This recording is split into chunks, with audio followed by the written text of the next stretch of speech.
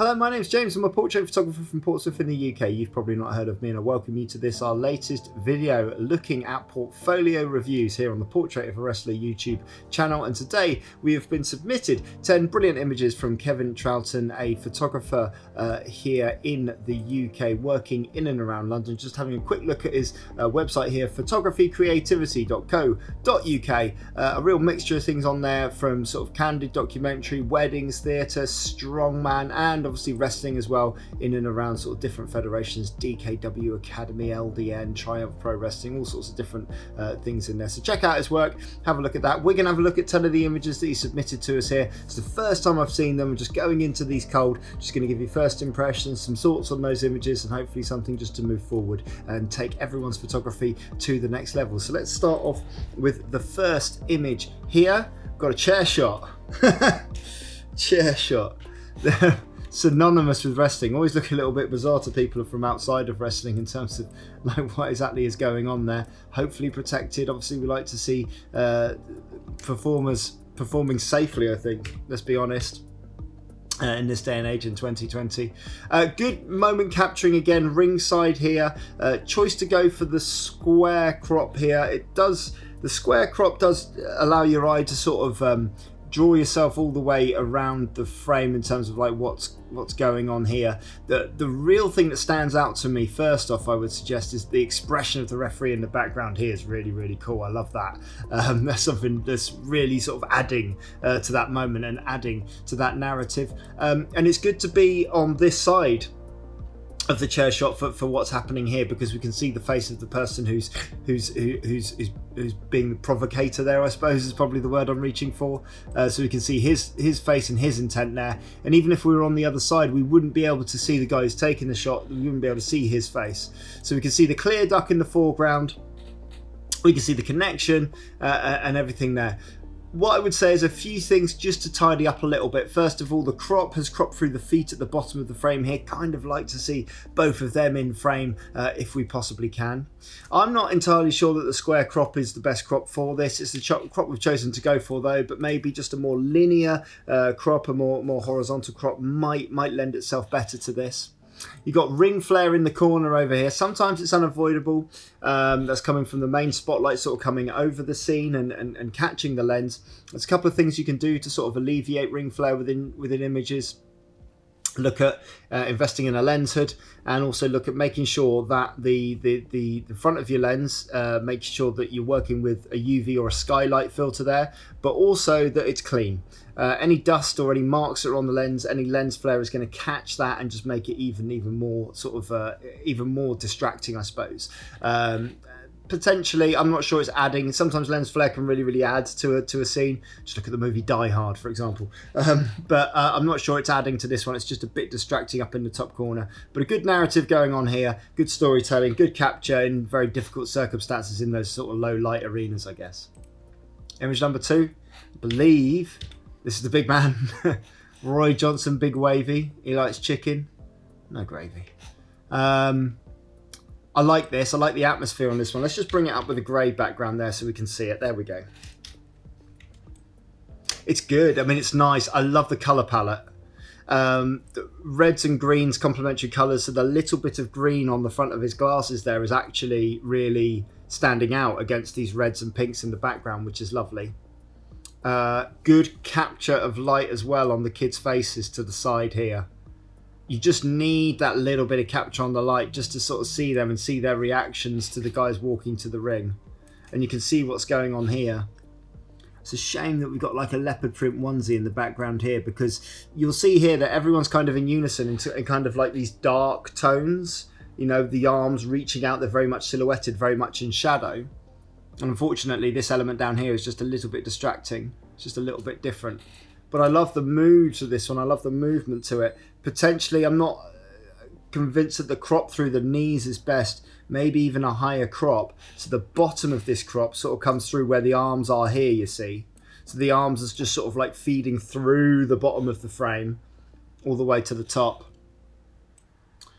There's a little bit of detail on Roy. We can see a little bit of a vein here, a little bit of a bicep vein, and a little bit to the side. Maybe just I don't know. We're neither one way or the other. It's difficult with the complete silhouette because you'd lose all of the detail in the sides.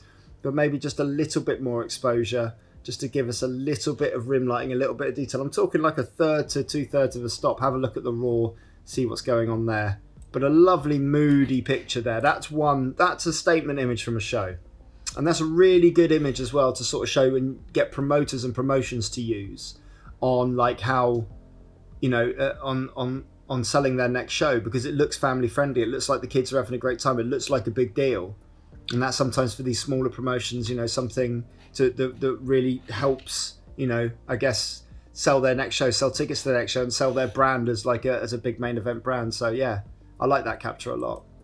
Great job there, Kevin. So here we are, mid-flight. Good again, good capturing in terms of like the moment. We're a little soft on everything. It looks like we've over softened everything in post-processing in terms of like bringing down the clarity or the luminosity or something there, because all the tones look very, very, very, very soft there. You're working with daylight here, and there's a big window behind us here on this side. I'm not sure where the other windows are within that, but it's just hugely, because that's the main light source and we're working against it and we're trying to balance it out. It's just giving a very, very sort of flat feel to all of the picture. And there's elements of distraction throughout the whole picture. I'm not sure, like we've kept the feet in here at the bottom. It's a shame, like you're working with the other guy there, but your other photographer's in shot, but he's been obscured by the legs, and the referee's obscured as well, and then Alex is obscuring them both, if that makes sense. You got 3 levels of obstruction there, when the referee and the photographer should all help tell the narrative, and because they're all sort of systematically behind each other, it's just leading to it's just a little bit clumsy there behind.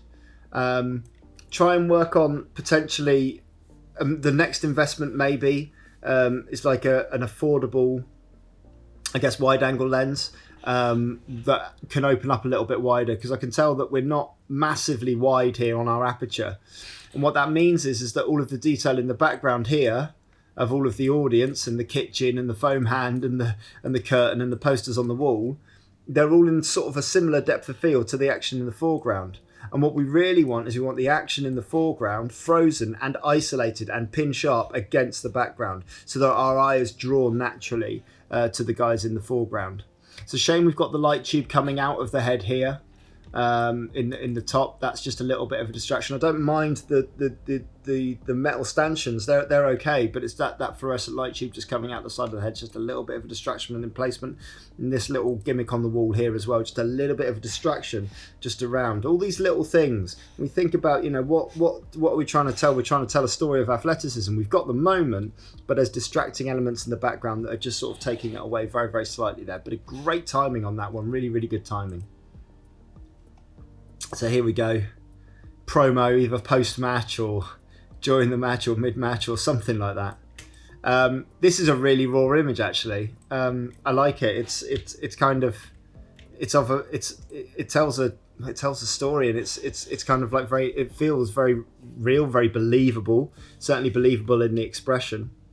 You got a mixture of lighting in here. You got sort of like a blue spotlight just hitting the side of the hand and hitting the top of the head here and around to the side, and the rest of it's quite yellowy in terms of like almost like a tungsten lighting around. You can only work when you're working ringside with the lights that are given to you, sadly. But the leading from the arm all the way up here, we're sort of following when we're positioning, and I'll put it on the grey background again so we can see the whole thing. When we're positioning sort of like half bodies that are sort of leaning in on the landscape, you're trying to draw your eye, and your eye is drawn up the arm and then down the side and into the microphone. I'm not sure, maybe a tighter crop in there might firstly like be slightly more dynamic, just get in there a little bit tighter. Darken down that background. We can see little bits of detail in the background. Just bring your levels in and just bring those blacks down a little bit so that there's no detail in that background, so that we're perfectly isolated. Lose this little spot in here. And then work again as well on trying to, as best you can, getting as quick a shutter speed as possible so that we can freeze this action. There's still a little bit of blur where that hand is holding the microphone. And where that hand's holding the microphone, we've got a little bit of movement. It's gone a little bit blurry where the rest of it's almost sort of pinch up. And again, the best way to do that, high ISO, or to open up the aperture as much as possible. And your apertures, again, from f4 down to f2.8 and even wider, are going to allow you to get even sort of quicker shutter speeds in there.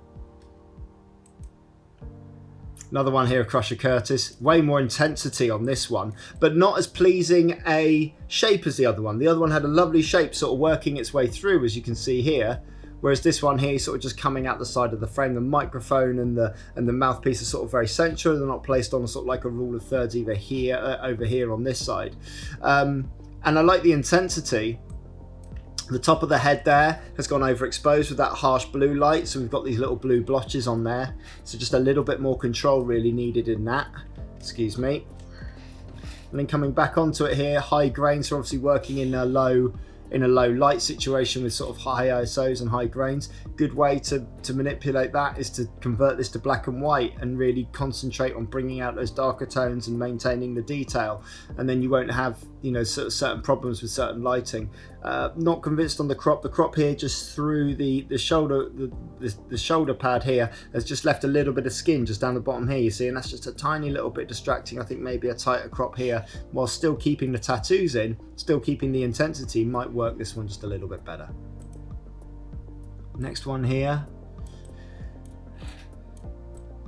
It's a good use of like your wider angle to get the full body in the shot and to really sort of tell the story of what's going on here. Maybe a tiny little bit of photoshopping because the pin lights behind haven't quite gone to the right hand side here where it's dark. So maybe just a little bit of photoshopping there, just to plot some lights in there and just to make it look like we're coming through the star sort of background there to really make it sort of ping, I suppose.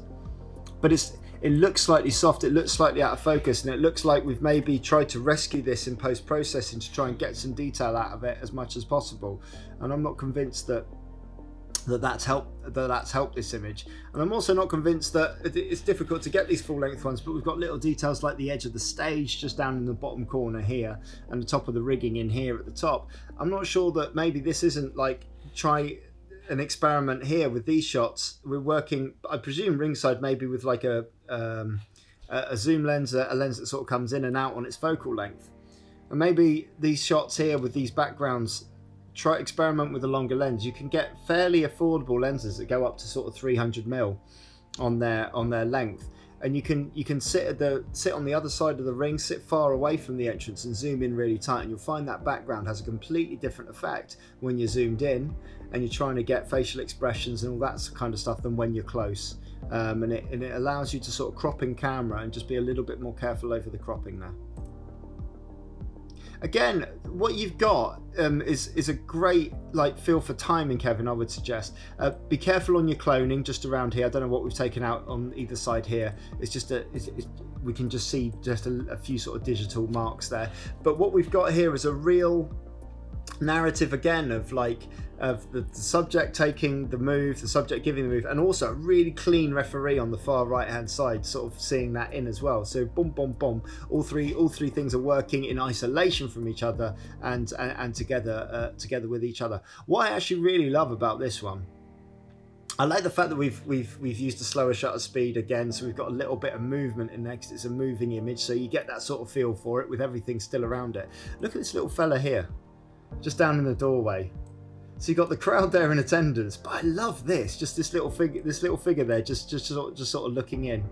Again, everything looks a little soft, and I just think again the next investment. And I say this to a lot of photographers when they say, "Oh, what camera should I be buying?" I said, "Well, don't really worry about the camera. Worry about your lens. Your lens doesn't devalue.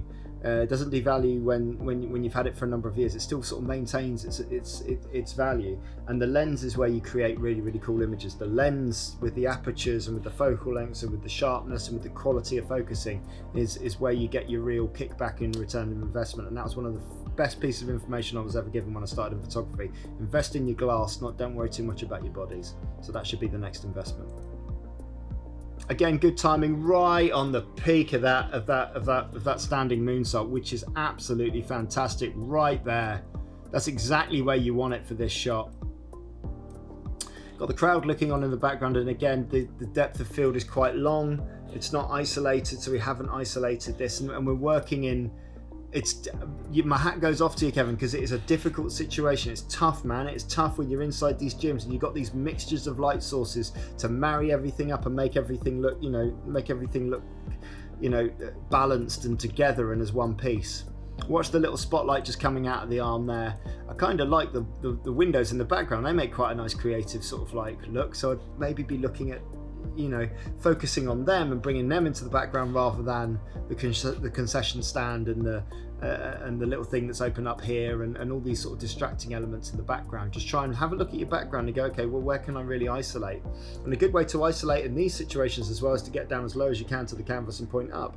The lower you are to the canvas, the more you point up, the more you're going to get the ceiling and the walls, and the less you're going to get the audience behind as sort of distracting elements, and therefore you give yourself a better chance of isolating the guys out from the background and make them the real focus point in your images. Carl Ashmore, you got all of his gimmicks on show there. It's once again it's a good moment. It's great timing again. It just all feels just a little bit like I say, a little bit like rescued from grainy again. I like the way that we focused in on his tattoos and his apparel here. He's a hell of a character. I just think it's a lens quality issue where everything starts looking a bit grainy and a little bit sharp when you start looking in at details and really going in and going, okay, so I want to see, so much detail. I want to see detail in that beard, when we go in nice and close, and it's just everything's a little bit soft, and it's so difficult. Again, once again, I reach out to you and say it is difficult when you're working venues with low light, but it is possible to do it, and it is possible to even go the other way and try and underexpose and get sort of faster shutter speeds that way, and then really just try and just work, by underexposing by a stop maybe, and just sort of working with that dark background and having figures just coming out of the darkness and just working with that just a little bit different, rather than just trying to go for like correct exposure every time. Have a little bit of an experiment, And then our last one, good timing again on this one. The quality of this JPEG isn't as high as we would sort of otherwise like. It all looks a little bit grainy. It all looks like it's been picked off from somewhere else. There's a lot of movement in here. There's a certain narrative with it, but we've obviously got the face obscured by an elbow here. And again, we've run into, this is what I mean about audiences. Like, some of my favourite shots from my sort of catalogue are of audiences at wrestling shows where they've really lost their minds over things, and I've turned the camera around and looked at them. But unfortunately at some of these shows, particularly the family ones, sometimes the parents are there just because they're taking their kids to the wrestling, right? But it's not as romantic an idea as we often think. And when we have people on their phones sort of checking their phones and disinterested sort of parents because the kids are really into it, but maybe the parents aren't, then that doesn't sort of lead well in terms of trying to create something a little bit different. I thought that was barbed wire in the background, but I think it's Christmas lights. But again, good timing on the moment. We've just cropped the feet off at the bottom, and it's just a little bit of obstruction. It's difficult when there's lots of people in the ring. But yeah, just a little bit of tidying up maybe on that one, and just consider that. But again, I think capturing that foot on the back of the head safely again, I hope, is a good use and a good exhibition of your timing skills. Well done. Well, thank you very much, Kevin, for submitting your images to us. We hope you found this review helpful. If you'd like your own portfolio review during this time, we are providing them complimentary. So you can email me, portraitofawrestler@gmail.com, for more information. We'll send you through exactly what you need to do there. If you want to follow me on the social medias, it's Y2JimBob on the Twitter and the Instagram. It's Portrait of a Wrestler everywhere else. And as ever, all the very best.